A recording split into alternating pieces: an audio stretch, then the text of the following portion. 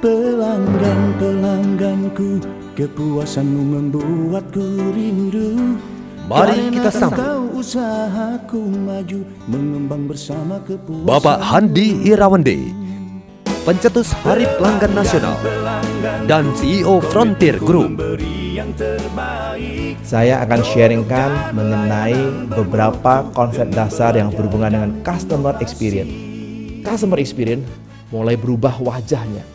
Bukan hanya experiential marketing, tetapi customer experience menjadi lebih kompleks.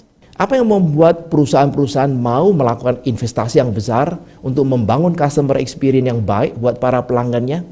Customer experience menjadi hal yang sangat penting karena dia bisa membangun dua intangible asset yang besar, yaitu customer equity dan juga brand equity. Dari mana datangnya customer equity? Sudah pasti datangnya dari kepuasan pelanggan. Customer experience menciptakan kepuasan pelanggan.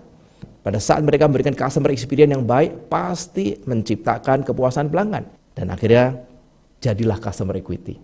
Customer experience oleh karena melibatkan pelanggan dalam keseluruhan prosesnya, keterlibatan mereka di dalam segala aspek proses pembelian, itu memungkinkan customer experience bisa menciptakan brand equity.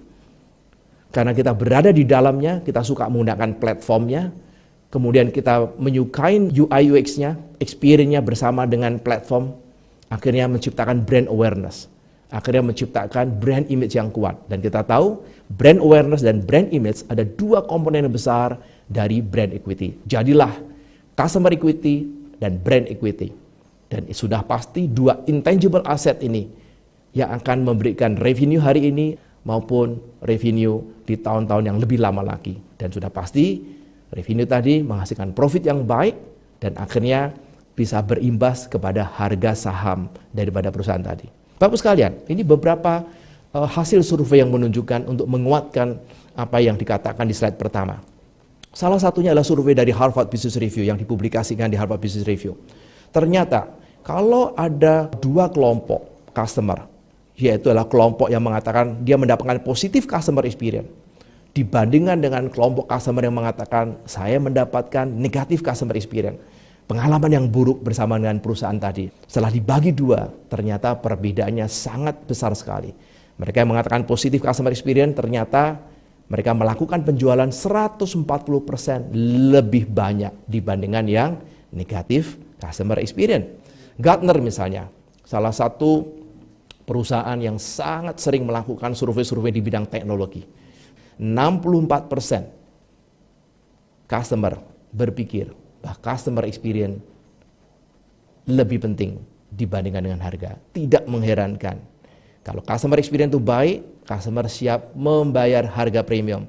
Customer experience yang baik akan membuat pelanggan tetap stay, ada retention. Jadi customer bersama-sama dengan perusahaan Bapak sekalian lebih lama lagi. Dan customer yang bisa kita retain ini sangat memungkinkan dalam prosesnya. Terjadilah proses enrichment. Karena customer bisa membeli lagi. Penting sekali setelah mereka puas, mereka loyal, mereka menceritakan. Mereka memberikan review yang baik. Rekomendasi mereka atau hasil review dari pelanggan yang puas yang sangat baik ini akan mendorong pelanggan lain untuk membeli produk atau pelayanan yang dijual oleh perusahaan yang memberikan customer experience yang baik. Customer experience itu mencakup tiga hal yang besar, yaitu adalah persepsi dan juga feeling emosi. Kemudian yang kedua, setiap kali kejadian dan berdampak kepada akumulasi daripada interaksi tadi sampai di masa mendatang dalam jangka waktu lama.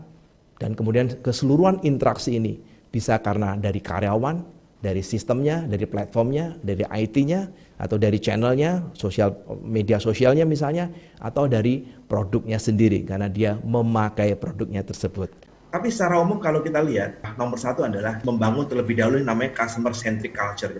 Jadi melihat pelanggan sebagai prioritas utama, itu merupakan prasyarat utama sebelum kita bisa menciptakan customer experience. Melihat keseluruhan perjalanan pelanggan dan sudah pasti merupakan hal yang pertama yang perlu dilakukan. Dan ini hal yang tidak mudah. Dan nomor satu dimulai dari pemimpinnya. Dan yang menarik tentunya yang kedua adalah bagaimana membangun company digital capability-nya. Dan company digital capability kalau kita lihat ada 3 komponen besar, yaitu mengenai masalah manusianya, nomor 1. Manusia apa? Pasti mindsetnya, digital mindset, itu tantangan. Dan sudah pasti tadi beberapa disebutkan juga perlu digital experience design ya, termasuk UI UX-nya, lebih teknikal. Jadi Bapak sekalian, inilah 3 ingredient utama, terutama bagaimana kita membangun company digital capability. Bahwa setiap perusahaan yang ingin menciptakan customer experience yang baik harus memulai menggunakan digital touchpoint. Dan yang kedua, kalau kita perhatikan hari ini sudah pasti mobile. Kan customer ingin kepraktisan, customer ingin kemudahan, dan sudah pasti mereka melakukan terutama di handphone, di ponsel mereka. Pelanggan inginnya mau cepat, praktis, dan efektif, jadi solusi buat mereka. Maka sangat penting sekali adalah automation misalnya. Oleh karena itu perlu dilakukan proses automation. Dan automation ini berarti Anda harus melakukan dengan cara-cara yang sangat baik dan kemudian bisa sangat analytical. Membuat kepraktisan, kenyamanan.